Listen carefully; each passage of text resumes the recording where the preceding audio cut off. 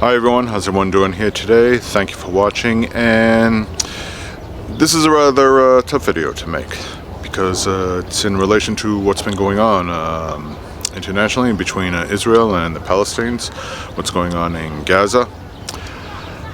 I've never been one to really talk about this one. I've been pretty reluctant about it for a couple of reasons. One, I've been following it a little bit, but I don't know too much about the history that's been going on between Israel and Palestine. I know there's been a lot of back and forth, and there's always been some debate who's more at fault, who do you support, where do you stand.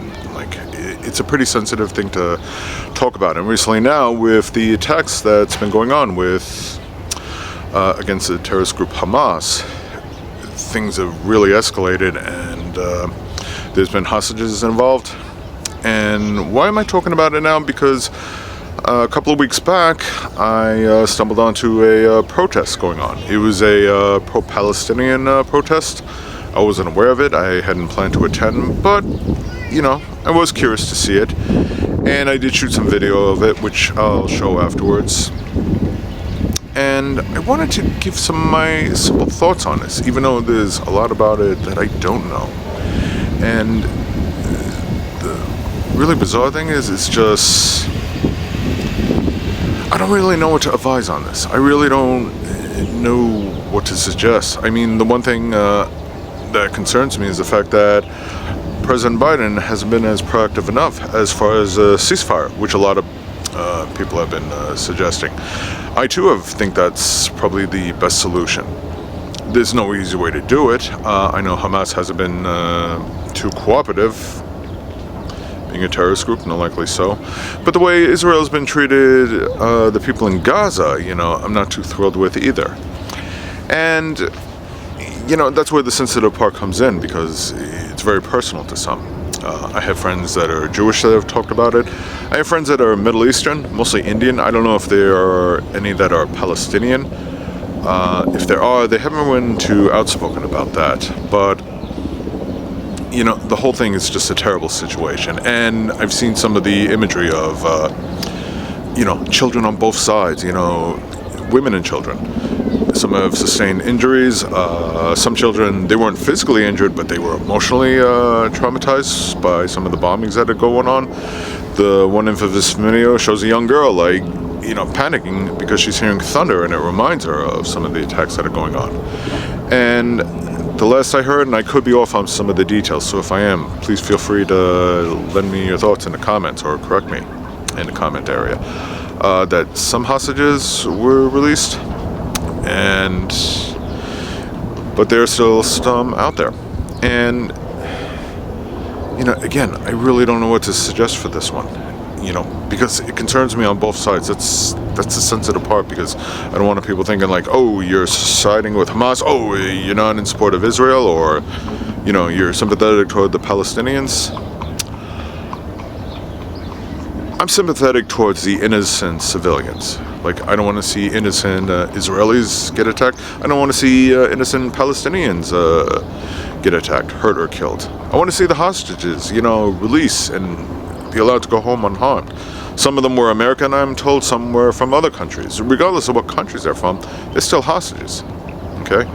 The fact that they're American doesn't, to me, increase the stakes. If anything, it's a urgent matter, no matter how you look at it. And I am sympathetic towards both, you know, as well, because one person put out a post that made it pretty clear. And just, like I said, just to be clear, if I criticize Israel, it's not the people of Israel that I'm criticizing. It's not Jews. I'm not being anti-Semitic, you know. Like I said, I'm sympathetic towards them too. It's the actions of Netanyahu, you know, that I question. It's the actions of the government that I find questionable.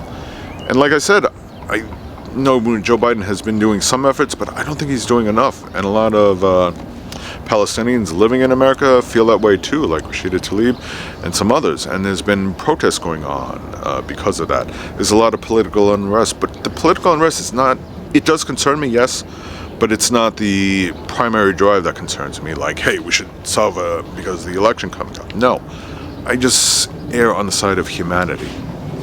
And one person put out a post which I think sums it up perfectly, is that Israelis are not the enemy. Palestinians are not the enemy.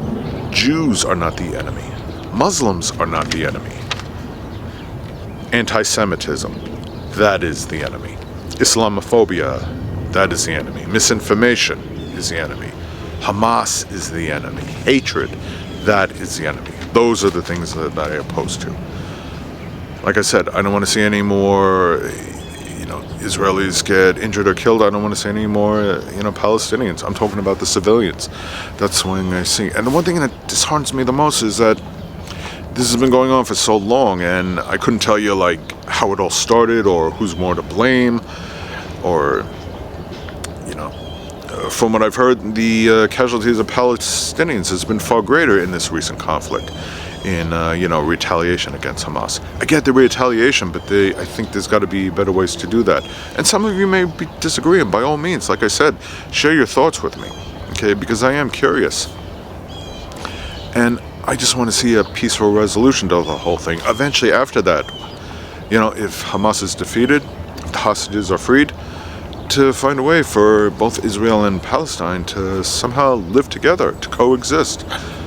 And some people, friends of mine, Jews who have been protesting it, to say that's probably not going to happen. I'm really trying to be optimistic here. I really am, but I don't see an end point in sight, and like I said, I fear things might get a lot worse before they do get better, okay? But I am concerned.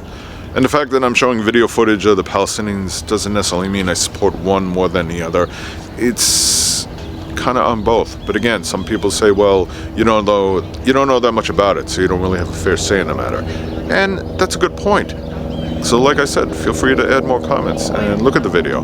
If it was an Israeli protest, pro-Israeli, I would still watch it. I would still attend it. The protest I saw, the pro-Palestinian one, it wasn't violent. It was a small group, and there wasn't anything hostile going on. But they were chanting. They were chanting against Biden. There was a police presence there to just monitor and control things. And like I said, I didn't see anything violent occur. There were no arrests there. At least at the time I was taking pictures and shooting video. Okay? But this is a serious thing that needs to be resolved. And like I said, I really don't know how that's going to happen. And I'm really praying for some kind of peaceful resolution, for some form of diplomacy, because I've always been opposed to violence, whether domestic or international. So that's all I can say it for the time being. Prayers are to the families, the innocent civilians that have suffered as a result of this. My prayers to the families of the hostages. Again, I hope they get released alive and unharmed and are allowed to return to wherever they're from. I really hope for down the road some kind of a balance between Israel and Palestine. For Netanyahu or whoever the next government will be, find a way to try and resolve this, because this can't go on. This really can't go on. And I'm really trying to see an end point here. So, anyway, thank you for watching. I really hope you understand.